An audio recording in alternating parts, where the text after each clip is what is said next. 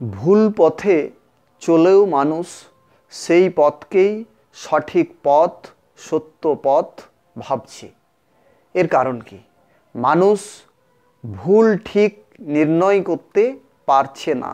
কোনটা সত্য, কোনটা অসত্য, কোনটা মিথ্যা, কোনটা বিদ্যমান, কোনটা অবিদ্যমান, কোনটার অস্তিত্বই নেই, কোনটার অস্তিত্ব আছে, কোনটা সঠিক, কোনটা বেঠিক, এই বিচার বোধ মানুষ হারিয়ে ফেলেছে। বিচার কোত্থেকে আসে, বিচার কিভাবে করতে হয়, মীমাংসা কিভাবে করতে হয়, সমস্ত কিছুর নির্ণয়, নিষ্পত্তি, সিদ্ধান্ত কিভাবে করতে হয়, এটা মানুষ বুঝে উঠতে পারছে না। তাহলে মানুষ বিচার করবে কার দ্বারা? বিচার করবে তার বিবেকের দ্বারা। বিবেক হচ্ছে ন্যায়ের প্রকাশ, যার দ্বারা মানুষ সঠিক বিচার করতে পারে।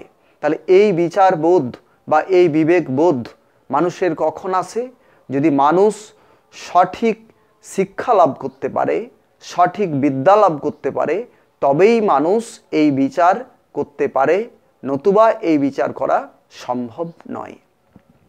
যদি তার শরীর নির্মল না হয়, যদি তার চিত্ত নির্মল না হয়, যদি তার বুদ্ধি পরিশুদ্ধ না হয়, যদি তার শিক্ষা সঠিক না হয়, তাহলে মানুষ কখনোই তার বিবেকের প্রকাশ বুঝতে পারে না। তাহলে একটা মানুষের জীবনে সবচেয়ে বড় দুর্ভাগ্য হচ্ছে এই, সে বিবেক নিয়ে জন্মেও বিবেকের প্রকাশ করতে পারেনি বা বিবেকের প্রকাশকে বুঝতে পারেনি। মানুষের যে বুদ্ধি, তার যে অসীম ক্ষমতা, এটা মানুষের মস্তিষ্কে থেকেও মানুষ এই বুদ্ধিকে বুঝে উঠতে পারছে না। এই বুদ্ধির ক্ষমতা সম্পর্কে সে সচেতন হতে পারছে না বা এই বুদ্ধিকে প্রয়োগ করতে পারছে না। একটা মানুষের জীবনে চৈতন্যের যে কি প্রভাব রয়েছে, যে প্রভাবেই সে গতিশীল, যে প্রভাবেই সে ত্রিলোক পর্যন্ত যার গতিকে বিস্তৃত করতে পারে, সেটা সে পেরে উঠছে না। কারণ কি? কারণ উপযুক্ত শিক্ষা একটা মানুষ লাভ করতে পারেনি। মানুষ যদি উপযুক্ত শিক্ষা লাভ করতে পারত, তাহলে মানুষের যে অসীম ক্ষমতা বা মানুষের যে অসীম প্রভাব, মানুষের যে বিশ্বকল্যাণ, আত্মকল্যাণ, সমাজ কল্যাণ, রাষ্ট্র কল্যাণের অসীম শক্তি রয়েছে, এই শক্তি সম্পর্কে মানুষ সচেতন হতে পারত।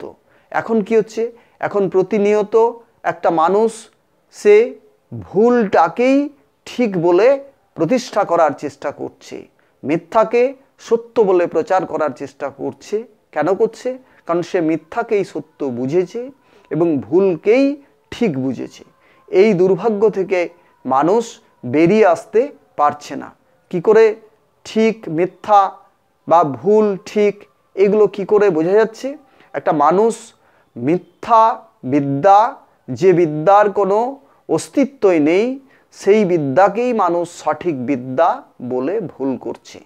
তাহলে মানুষের বিদ্যা সম্পূর্ণ হয় মানুষ যদি ত্রয়ী বিদ্যা অর্জন করতে পারে, অর্থাৎ বস্তু পরিচিতি, আত্মপরিচিতি এবং নিয়ন্তা পরিচিতি।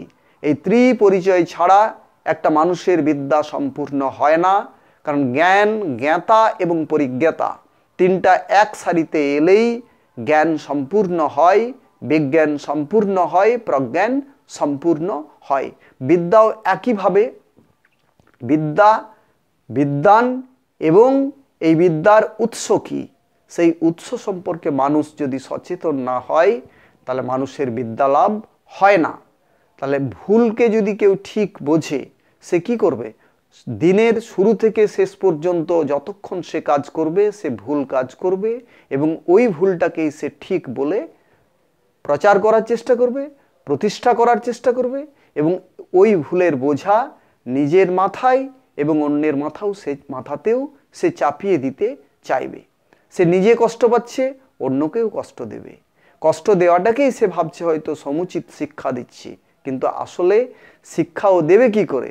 সে নিজেই তো কিছু শেখেনি, শেখাবে কি করে? তাহলে একটা মানুষ যদি সঠিক শিক্ষা লাভ করে, তাহলে তার জীবন দোষ মুক্ত হবে। সে ভুল কম করবে। ভুল সাময়িক হতে পারে, কিন্তু সেই ভুল কেন হয়েছে বা কিভাবে সেই ভুলকে সংশোধন করা যায়, জ্ঞানী দ্রুত সেই সংশোধন করতে পারে। জ্ঞানী কাজ করতে করতেই বুঝতে পারে যে এটা ভুল হচ্ছে, কিন্তু অজ্ঞানী ভুল ঠিক নির্ণয় করতে পারে না, ভুল ঠিক বিচারও করতে পারে না। তাহলে ঠিক ভুল, সত্য মিথ্যা এগুলো যতক্ষণ না পর্যন্ত মানুষ বিচার করতে পারছে, ততক্ষণ পর্যন্ত একটা মানুষ দোষ মুক্ত হতে পারে না এবং কষ্ট মুক্ত, দুঃখ মুক্ত হতে পারে না।